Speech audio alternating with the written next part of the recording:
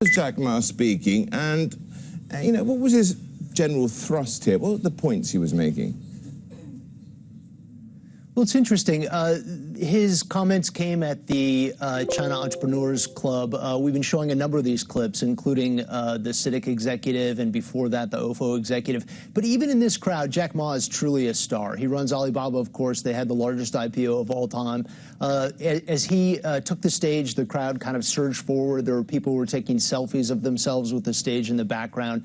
He's truly a rock star. Now, having said that, this was a pretty unusual speech for him. He tends to be quite optimistic, quite visionary about the things that are coming in the future. But this time he had a pretty stark warning saying that the internet is going to cause more pain than happiness over the next 3 decades, and that there are a lot of people in traditional industries that are going to be displaced.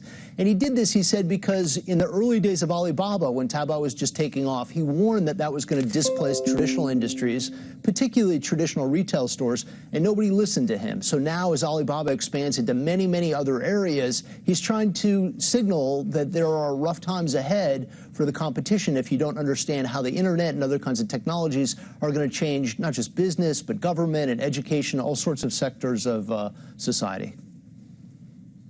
Why is he making these comments now?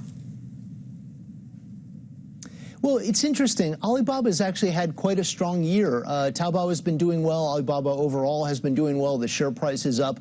But they are trying to expand into these new areas, and this seemed to be kind of a warning that as Alibaba moves into other areas, particularly finance, that there will be some unsettling times ahead for the existing players in these businesses. And his point is that the internet technologies, artificial intelligence, et cetera, are going to change industries in very fundamental ways. And the Chinese economy, of course, is quite an unusual economy. They need to be ready for displacement, both in terms of employees, in terms of businesses, et cetera.